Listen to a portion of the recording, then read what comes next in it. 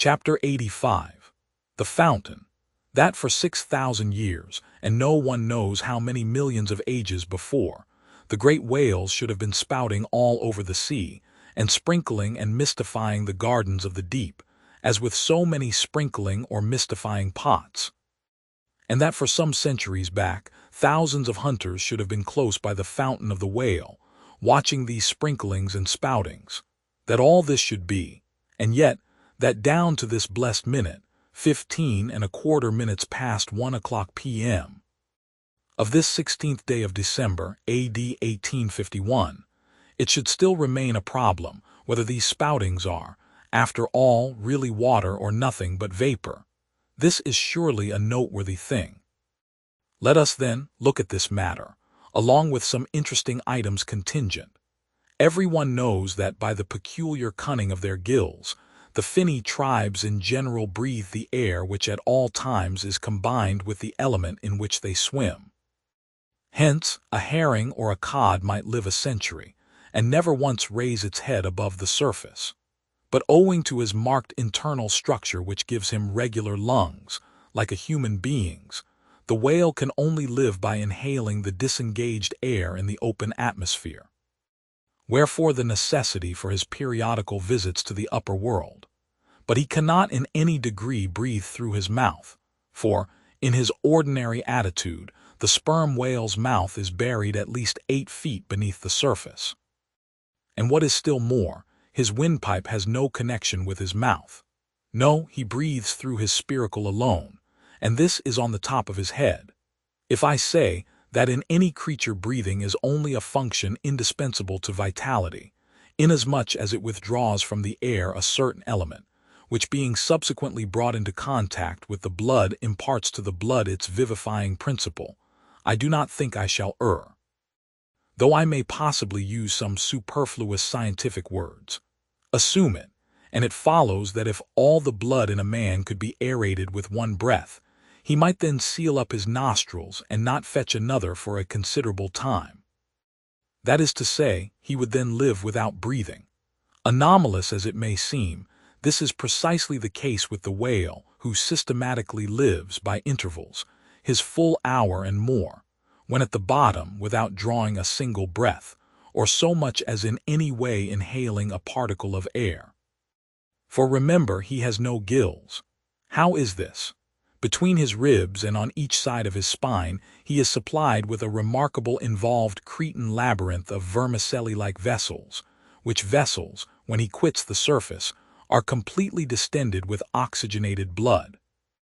So that for an hour or more, 1,000 fathoms in the sea, he carries a surplus stock of vitality in him, just as the camel crossing the waterless desert carries a surplus supply of drink for future use in its 4 supplementary stomachs.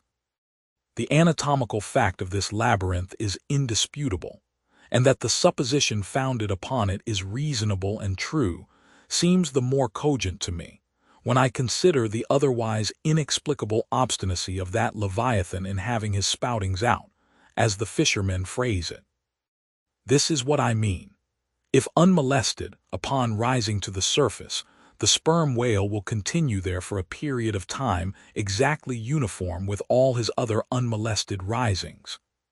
Say he stays 11 minutes and jets 70 times, that is, respires 70 breaths.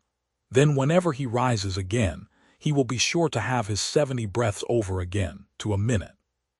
Now, if after he fetches a few breaths you alarm him, so that he sounds, he will be always dodging up again to make good his regular allowance of air. And not till those 70 breaths are told will he finally go down to stay out his full term below. Remark, however, that in different individuals these rates are different, but in any one they are alike. Now, why should the whale thus insist upon having his spoutings out, unless it be to replenish his reservoir of air descending for good? How obvious is it, too, that this necessity for the whale's rising exposes him to all the fatal hazards of the chase. For not by hook or by net could this vast Leviathan be caught, when sailing 1,000 fathoms beneath the sunlight. Not so much thy skill, then, O hunter, as the great necessities that strike the victory to thee. In man, breathing is incessantly going on, one breath only serving for 2 or 3 pulsations. So that whatever other business he has to attend to, waking or sleeping, breathe he must, or die he will. But the sperm whale only breathes about 1/7 or Sunday of his time. It has been said that the whale only breathes through his spout hole. If it could truthfully be added that his spouts are mixed with water, then I opine we should be furnished with the reason why his sense of smell seems obliterated in him. For the only thing about him that at all answers to his nose is that identical spout hole, and being so clogged with 2 elements, it could not be expected to have the power of smelling. But owing to the mystery of the spout, whether it be water or whether it be vapor, no absolute certainty can as yet be arrived at on this head. Sure it is, nevertheless, that the sperm whale has no proper olfactories. But what does he want of them? No roses, no violets, no cologne water in the sea. Furthermore, as his windpipe solely opens into the tube of his spouting canal, and as that long canal, like the Grand Erie Canal, is furnished with a sort of locks that open and shut for the downward retention of air or the upward exclusion of water, therefore the whale has no voice. Unless you insult him by saying that when he so strangely rumbles, he talks through his nose. But then again, what has the whale to say? Seldom have I known any profound being that had anything to say to this world, unless forced to stammer out something by way of getting a living. Oh, happy that the world is such an excellent listener! Now, the spouting canal of the sperm whale, chiefly intended as it is for the conveyance of air, and for several feet laid along, horizontally, just beneath the upper surface of his head, and a little to one side. This curious canal is very much like a gas pipe laid down in a city on one side of a street. But the question returns whether this gas pipe is also a water pipe. In other words, whether the spout of the sperm whale is the mere vapor of the exhaled breath, or whether that exhaled breath is mixed with water taken in at the mouth and discharged through the spiracle.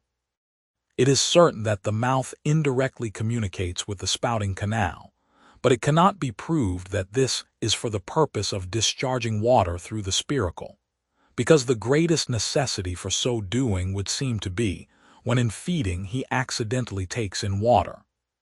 But the sperm whale's food is far beneath the surface, and there he cannot spout even if he would.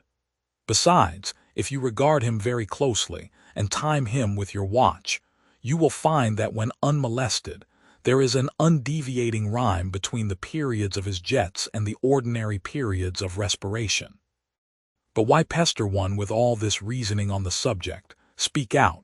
You have seen him spout, then declare what the spout is. Can you not tell water from air? My dear sir, in this world it is not so easy to settle these plain things. I have ever found your plain things the knottiest of all. And as for this whale spout, you might almost stand in it, and yet be undecided as to what it is precisely. The central body of it is hidden in the snowy sparkling mist enveloping it. And how can you certainly tell whether any water falls from it, when, always when you are close enough to a whale to get a close view of his spout, he is in a prodigious commotion, the water cascading all around him? And if at such times you should think that you really perceive drops of moisture in the spout, how do you know that they are not merely condensed from its vapor? Or how do you know that they are not those identical drops superficially lodged in the spout-hole fissure, which is countersunk into the summit of the whale's head? For even when tranquilly swimming through the midday sea in a calm, with his elevated hump sun-dried as a dromedary's in the desert, even then, the whale always carries a small basin of water on his head, as under a blazing sun you will sometimes see a cavity in a rock filled up with rain.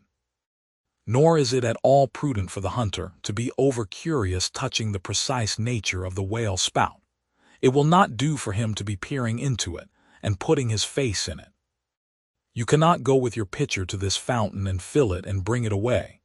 For even when coming into slight contact with the outer, vapory shreds of the jet, which will often happen, your skin will